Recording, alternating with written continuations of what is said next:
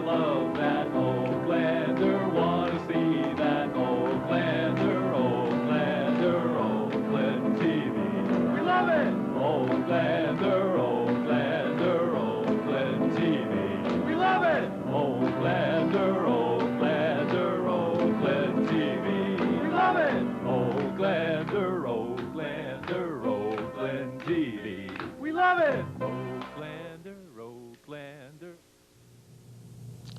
Good evening, and welcome to the Oaklander. I'm your host, Al DiGiacomo. First things first. Due to schedule changes with OK TV Productions and the office of Assemblyman David Russo, he will not be able to be our guest on tonight's show, as reported in Kevin Kenyon's Oakland Oracle. We hope to have Mr. Russo at a later date. Also, many have tuned in on Monday, March 27th, to see Frank Scardo. Unfortunately, the scheduled show did not air due to a tape mix-up. Please check the Channel 20 bulletin board for updates. I'd like to share with you some coming items that may be of interest. Next month, in the spirit of the 300th anniversary, we will present the Tricentennial documentary program dedicated to Oakland's past and present. Jerry Kiley, Pete Coletta, along with Mike and Marty Speyer, have been working on a presentation I'm sure you will not want to miss. And if by chance you have missed a show or two, the Oaklander will soon be available at the Oakland Public Library. Now, back in February, we had Elisa Ortolani Sisti as our guest to promote the Hearts in the Arts event at Manitou School.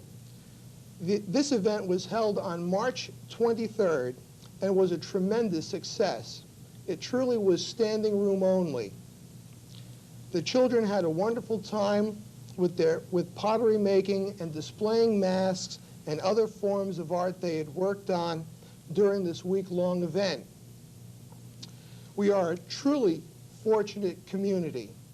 The volunteer groups, the watchful eyes of the PTA members, and most important, the parents who take an active role in their children's lives. There's also another side. There are also people in this town who take an active role in helping others. Here with us tonight is Lori Shortman. After learning of what she is doing for our neighbors in need, it's time to be more aware in our own community that citizens can make a difference. Welcome to the Oaklander, Lori. Thank you very much. It seems to be we are entering into a new era of social thinking, and the shifting of power has brought change. How will this affect Oakland's needy? Well, I believe the change that will most affect us will be the block grants that have been passed so far through the government, where the funding set aside for nutritional programs will be given to the state to delegate to where they see fit, where the need be. Prior to this, this was a federally funded programs. There's four programs affected. The one that will affect us the most in Oakland would be the school lunch program. And for our area in Northwest Bergen County, we are considered an affluent area. The average income is fairly high, considering the rest of the state. So what will happen is that there will still be a school lunch and breakfast program. In some towns they have breakfast as well. But the monies, we fear the monies will go to the towns and cities where there's a denser population, the average income is lower, and the hunger is more obvious. Whereas in Northwest Bergen County in general, in the suburbs, the hunger is much more hidden. Well, with these block grants to the states, they're said to be more effective in identifying problems locally than on a federal level. How do you see our representatives in Trenton? Are they ready to recognize the needs of their constituents? Well, I don't think that they have really spent enough time in many of the towns that have elected them.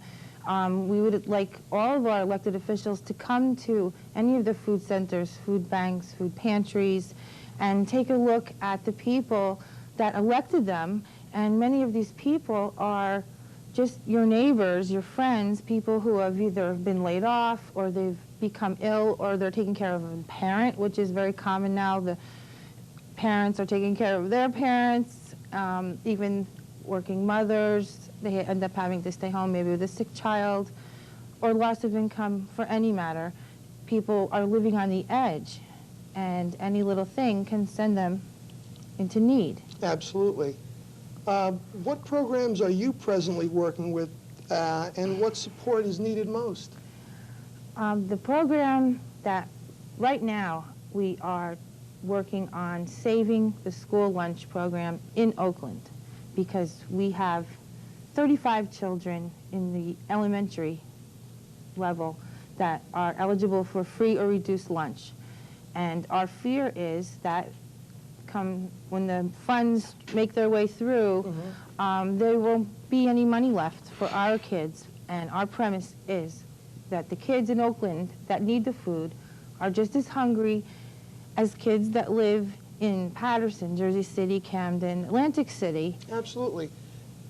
If push was to come to shove, how could the people in Oakland help out with something like this? I for one, would not allow a child to miss a lunch because someone had sent the money elsewhere. How, as we as a community, prevent that from happening, if it does? Well, we would have to come up with some pretty unique ideas if there were no funding. Well, I believe that you've got a good handle on some of these programs. Have you had any thoughts of yourself if you had to take up the torch yourself? Sure. We could have an Adopt a Child program. Very good idea. It could be adopt a child by a person, a club, Boy Scouts, Girl Scouts, a church, and so many organizations and churches. Everyone does so much already in this town. It's incredible. But there's still a need. And food banks, emergency food banks are becoming a monthly thing. We're supposed to be emergency, and now they're a sustaining thing. But if the town of Oakland, if we lost our lunch program, I think we could get enough people, businesses, a fund, maybe, to help these kids. Do you believe people would help out if there was collection sites, say at some of the grocery stores or? Well, I was thinking more of cash to buy these kids lunch in school. There will still be a lunch program, a hot lunch. And I would rather see them be able to still purchase that meal in school, because this way they're guaranteed to get that meal. Sure. It's paid for in advance. They know that it's there every day for them, and that may be the most balanced meal they get that day.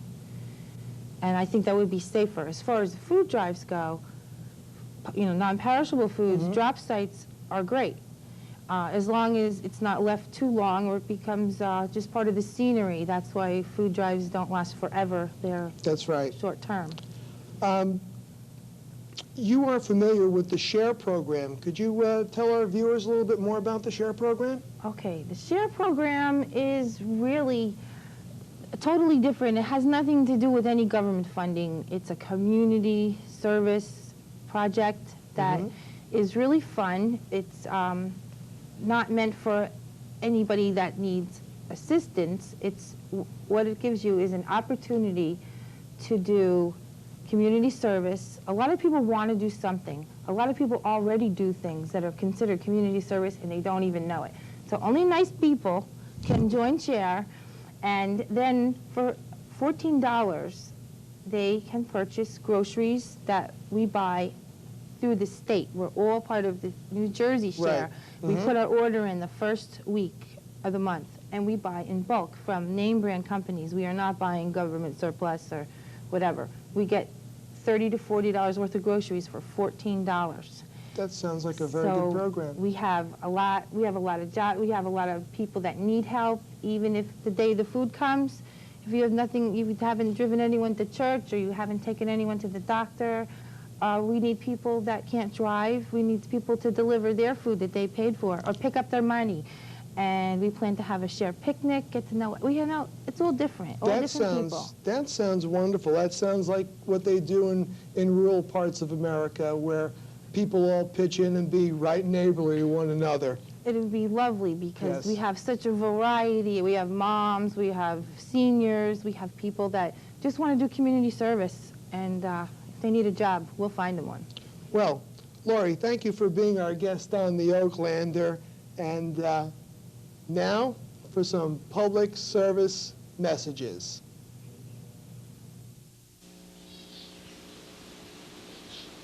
Hello, my name is Kelly Enright, and I'm speaking to you on behalf of the Heights Elementary School PTA here in Oakland. This year, as our main fundraiser, we have once again chosen something very unique. It's hard to believe, but a year has passed already, and we're just wild and crazy enough to do it again. After such an overwhelming response to last year's Look Twice celebrity dinner and show, how could we not? So we're giving you all of the details and plenty of time to make your plans. What makes this event so unique is the special entertainment which will be provided by Look Twice Productions. This unusual company specializes in supplying celebrity doubles that will sing, dance, mingle, and generally turn an average affair into an extraordinary event. So mark your calendars for Friday, June 2nd. The doors will open at 6:30 p.m. at the Wayne Manor on Route 23, and you will have the chance to spend an evening with Cher, Bette Midler, George Michael, Michael Jackson, and also Elvis, who is none other than Bill DeBroker, a teacher here in Oakland at Valley Middle School. Some of you may have been fortunate enough to have seen one of Billy D's tributes to Elvis already. You have to see it to believe it. All of these performers will truly make you look twice, and when you do, you won't believe your eyes. The cost for a delicious 5-course dinner, 2-hour show, and chance to mingle with the almost rich and famous is $40 per person. All of the funds raised by this event will directly benefit the children of Heights School. We will be advertising extensively throughout the Flow area and sending home flyers through all of the local schools. Seating is limited and tickets will not be available at the door. Tables can be reserved by purchasing all 10 seats. All other seating is on a first-come basis. That's the Look Twice Celebrity Dinner, Friday, June 2nd, 6:30 p.m. at the Wayne Manor.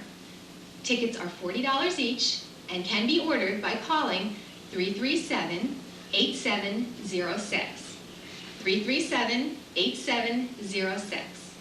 On behalf of the Heights School PTA, I thank you in advance for your support.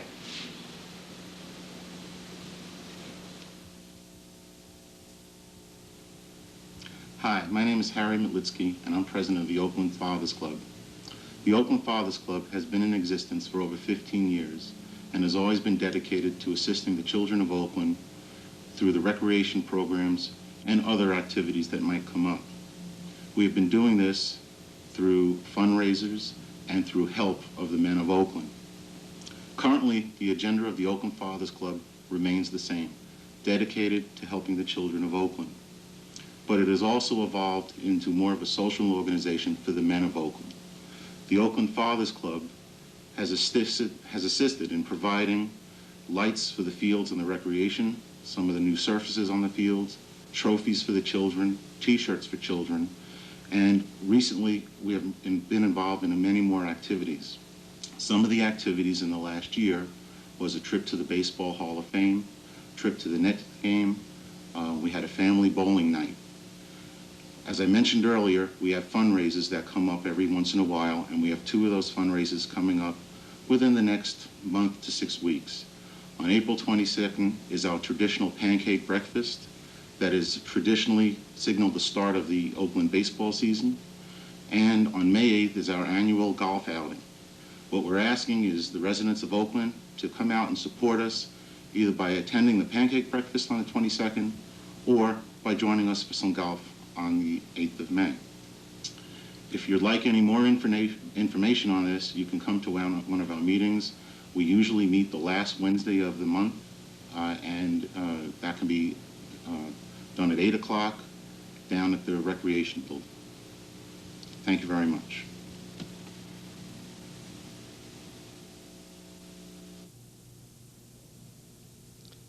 Yes, it's that time again for another Tricentennial Minute.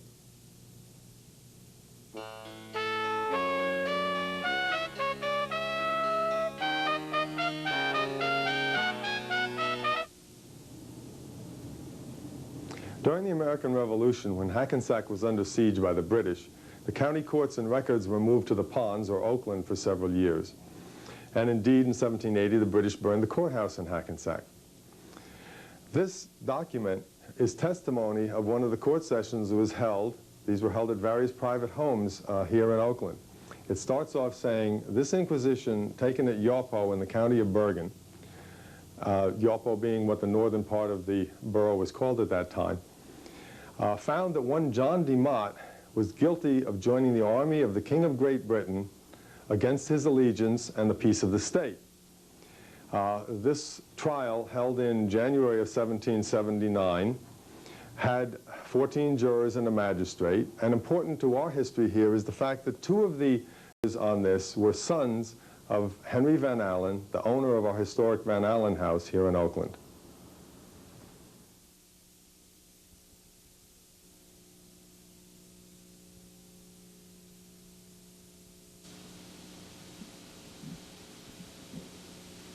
It's always a pleasure to meet, congratulate, and present an award to a young person who has accomplished success in something they have attempted. Today we are proud to present Michael Stovkin with the savings bond and his award for the fine job he did in the American Legion coloring contest. Since the organization of the American Legion 77 years ago, and the main aims and programs was in the field of children and youth. This covers many programs, including Boys State, Scholarship, Legion Baseball, and others for older and youth. And for the younger set, we recognize now the coloring contest. The aim is to encourage children to touch of art, with a challenge to keep the right colors within the lines, and also teaching small lessons in the great American history. The pictured event, or symbol of America, this year is observant of the end of World War II.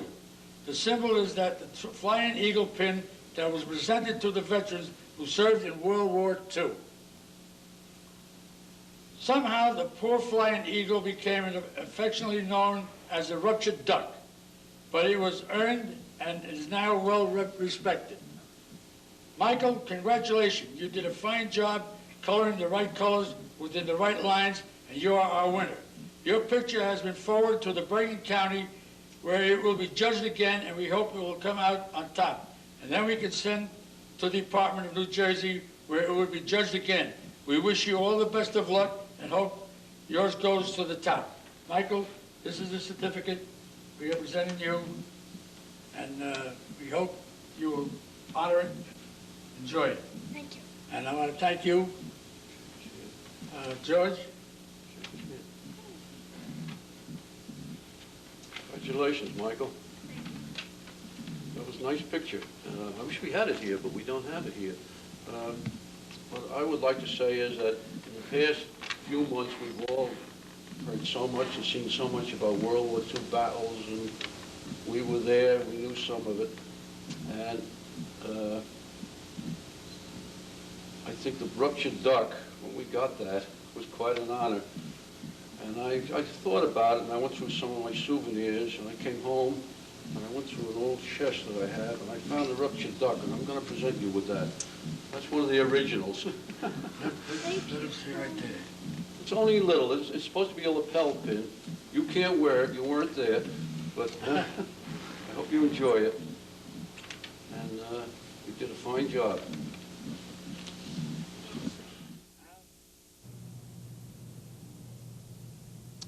Welcome back to the show. As we move closer into entering a new millennium, we see the future. and how the changes will affect the way we all live. The information superhighway surges forward every day, with more and more people seeking more information. Excerpts from the Oaklander can now be downloaded worldwide through the internet, giving people the freedom to access information at their will. The hectic, energetic, and well-connected ones, whether working late or coaching a team sport, may not be able to be in two places at one time. Yet concerned citizens have found a creative tool to bring the issues to the foreground, and that tool is public access television. In other New Jersey towns, such as Woodbridge Township, Mayor Jim McGreevey holds regular town meetings with public access TV members covering these events. Jim McGreevey, who is also a New Jersey state senator, listens to citizen questions and comments personally. Administration personnel are on hand to record the details. Our neighbors in Ringwood are extremely active in bringing town issues to the cable viewers via public access television. Now, we see a resurgence in a state rights and responsibilities movement. One of our own concerned parents is trying to do the same. She's on the executive board of the Heights PTA, and with us tonight is Susan Molage. Welcome to the Oaklander. Thank you. Susan, when did you get the idea that it was time to tape some of these Board of Education meetings? Well, I'm involved with a group of parents who were very concerned about the quality of education that our children were getting, particularly in the primary grades. And we became involved. I started going to Board of Ed meetings about 1.5 years, 2 years ago, and going regularly to them to find out what was going on, to see if we could bring about a change. And a recommendation was made, a study committee was put together, a recommendation was made about the kindergarten program from the educational leadership of the town. And they made a recommendation to the board that there be a change in the kindergarten program, and the board ignored that recommendation and left it status quo. So it was a rather disturbing thing to see our board react that way in such the opposite of the way that the educational leadership recommended and the parents really felt strongly about. And I was aware of what you were doing here with the Oaklander and public access, and felt that there was a lot to be achieved by making sure that the public knew what was going on at these board meetings, to make them aware of the discussions that went on. And so I wrote a letter to the board back in October, letting them know that I was intending to begin to videotape board meetings on your recommendation. I went about finding out what I needed to do to get the tapes aired, and we went ahead and began when I made the request to begin videotaping, first the board had to have a meeting and set up guidelines, which they did do, and then we agreed to those guidelines and we began videotaping the board meetings. What has transpired since those guidelines were established in November of 1994? Well, the guidelines were established and we agreed to them, and we had to sign every 2 days before each meeting. We needed to sign to say that we would be videotaping. We followed that, and when we videotaped we've had videotaped several meetings since then, but the quality was not quite good enough that we felt that we could get it really aired properly. But the February 27th Board of Ed meeting was a very important one for the public to see. We felt very strongly that that tape really needed to be seen by the public. What did that deal with? It was dealing with the budget and the kindergarten issue, and the fact that Jim Mulcahy, who was the board president, had led a group of us to believe that he would put the kindergarten issue into the budget, that at that point he would be able to vote on it in the budget process, and he really flip-flopped on that issue and left us kind of feeling like we... Well, I have heard several people mention in political arenas that if they wanted to come to meetings, that they could just attend these public meetings. Do you foresee that the public is becoming more aware of these local issues, like Board of Education programs and the curriculum? Oh, absolutely. I think the public has had its eyes open. We've been told that with this issue, that the public has said, this is an eye-opening experience. I had no idea that this kind of thing went on. And when we went to broadcast that February 27th meeting, we were immediately sent a letter saying, you cannot do that. Because I advised them by letter that we would be broadcasting the meeting on Channel 19. We were told very swiftly that that was out of the question because the minutes had not been approved. There was a guideline that had been set up that we had not been aware of, that we had not paid close enough attention to, that the tapes could not be broadcast until the minutes from that meeting were approved, and you know when that's done, the following meeting, which is a month later. So we were told we could not broadcast that tape until those minutes were approved. And so at that following meeting, when those minutes were approved, I made a request to the board that they change that guideline, to me, it certainly indicated a certain amount of censorship. Well, obviously, you have been making some progress. In the March 29th Suburban News here, they had quoted you that I think it represents somewhat of a censorship. That is something I don't think any of our citizens would want to see in any shape or form. What positive effects do you think this program could have for the school children and for the parents on a wide basis? Do you? Oh, videotaping, having public access.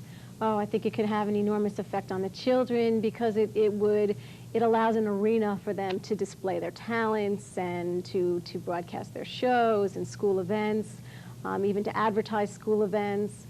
It could be a very positive thing for the children. And for the parents, I think it's good from an information standpoint. I think the more information we have, the better. I think we'll be a lot more careful about choosing our Board of Education members if we're better educated about them. Why do you believe that the board has shown reluctance in your quest to tape the meetings? I think it's unfair to say the board in general, because there are certainly board members who feel strongly that this is a great idea, have given us a lot of support. But they are all members of a board, right, and they all vote, and that's why I prefaced that question. The board president seemed, he said to me at the meeting that I asked him to change the guidelines this month, he said to me that this is a public forum, the meetings are, and that anybody who wants to come can come.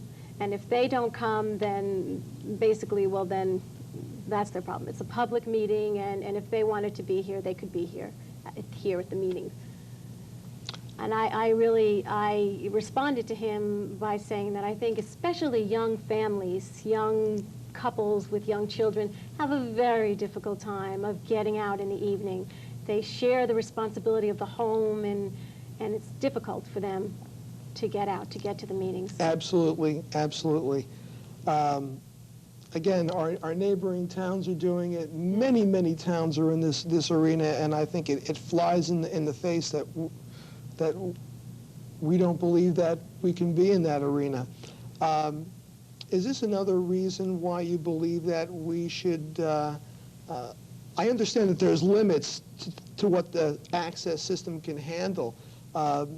Is this a reason that you'd like to get online as soon as possible and not be left We have to. out? I think if we don't, we as a town, if we don't, we are going to get left out. Everybody else, I mean, Ringwood is broadcasting their meetings live. Yes. Their council meetings, their Board of Education meetings, I think that's phenomenal. And Oakland shouldn't be always the trailing behind in technology and in progress. I mean, we keep falling last when it counts, and first on the bad list. It's a bad precedent we're beginning to set. And I think if we don't do it, if we don't get online, on the air, we're going to lose our opportunity to do it at all. Absolutely, we will be left behind. Now, you have taped these meetings, as you've said before, and have any of those meetings been telecast? Not yet. Not yet. Who will be sponsoring the tapes to be cablecast? We, as a group of parents, will. Oh, which channel? I'm sorry. Yes. We have had discussions with 19 and with 20. We may even do both. Really? because we have to rely on other modulators. We do not, Oakland doesn't have a modulator of their own to broadcast the tapes, and therefore we're sort of whoever can work it out best for us. I was a little concerned about that too as we celebrate our tricentennial, that we've had the first night, and I know that we could have had a lot more activity had we had something going on, but that's all inside the future. If anyone would like to help in this area, is there a way for them to get in touch with you? I know some people are just dying to get into public access. I really didn't have too much trouble getting folks together for this show. I guess the best way for them to contact me would probably be through the office at Heights PTA office. There's a PTA box, and email can be put in that with my name on it. Oh, do you have a phone number? At the school? I don't think that they would probably want the calls coming through there, but No any problem. correspondence could be written, and they would put that in the PTA box with my name on it. Well, what other forums were you thinking that might be covered? Oh, I think there are so many forums that could be Board of Ed elections for the members of the Board of Ed, and each member could have each candidate could have a chance to just let us know where their views are, how they feel about certain issues. Have it sponsored by the League of Women Voters. Yeah. Have them come in there, or just concerned parents who are... And for the children, there are so many things you could do with public access for children. I mean, the children, if you went in and taped any of their activities or their shows that they do, there's nothing more exciting for them than to be seen on TV. They absolutely love it. Well, thank you, Susan, for being our guest tonight, and we hope to see some of these some of these meetings on public access soon. I hope so too. Thank you. So do I. And now it's time for a little spring fever.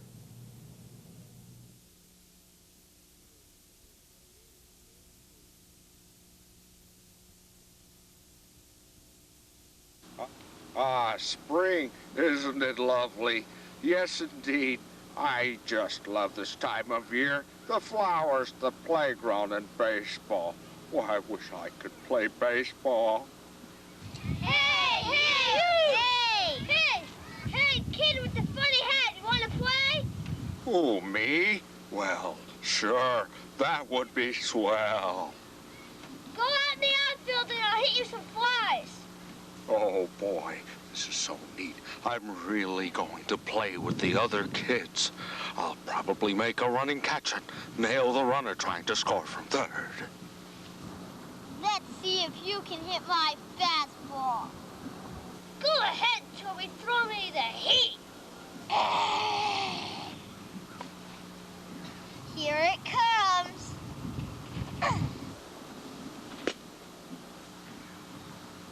All right, I got it. No problem. Right here in the old bread basket. Piece of cake. Go Frosty, go Frosty, go! Go Frosty, go Frosty, go! That Frosty gives me the chills. Here, this is it. The big moment. Oh! Oh, no! Oh no, he's out cold. Are you okay, Frosty? Oh. Maybe I'd better stick to snowballs instead. Don't worry, Frosty. Let's get a nice cold snow cone instead. That Frosty, he's one cool customer.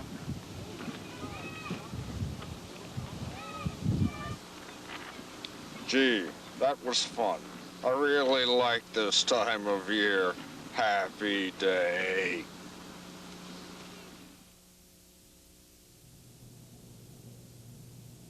Thanks, Greg.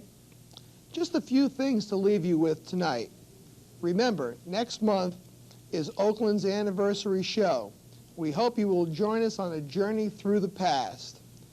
The Oaklanders have enjoyed the response from the mail and phone calls, and we hope that you will keep us informed with your organization's activities and events that may interest or inform our neighbors. Because music is such a big part of our show, we would also like to spotlight original music from musicians or songwriters in town. So please, give us a call. If anybody would like an Oaklander bumper sticker, just send a self-addressed stamped envelope to us, and we'll make sure that we send you one. So, our thanks tonight to our guest, Laurie Shortman. She's got our support in helping the hungry through the SHARE program. Give her a call if you can help. And to Susan Molash, who wants to bring Oakland into the public access arena with coverage of Board of Education meetings. Special thanks to Ellen Adler and TCI for all their help. The Oaklander would also like to thank Dr. Sullivan, Superintendent of Schools in Franklin Lakes, in conjunction with TV coordinator Roy Mengelsdorf, who makes this cable cast possible. So for the Oaklander, I'm your host, Al DiGiacomo. We'll see you next time, and oh, by the way, happy birthday, Oakland. Happy birthday, Oakland. Hi, I'm Honora Siegel. I'm the coordinator of the Brownie Troops in Oakland, New Jersey. This morning we have a very special event going on. We have our annual Brownie Breakfast and Try It morning. We have 110 brownies in town, and somewhere between 90 and 100 brownies showed up today to have breakfast with their friends and their leaders, and then to work very hard on a Try It. This morning, we're working on the senses Try It. The girls are learning all about their bodies and how the different senses work: hearing, sight, smell, taste, etc. So what they're doing now is they're working with their friends in groups and individually to earn this Try It. It's one of the things that makes brownies so much fun. We'd like to take the same opportunity to invite all the girls in town to join a Brownie troop or a Daisy troop or a Julie troop, because the Girl Scouts and the Brownies and the Daisies in town really know how to have a great time. And I want to thank you for watching us. The Oakland Brownies would like to thank the following organizations for their food donations for today's Brownie Breakfast. The Oakland Bagel Shop, Burger King, and the ShopRite. Thank you very much. And now the Brownies would like to wish Oakland a very happy 300th birthday.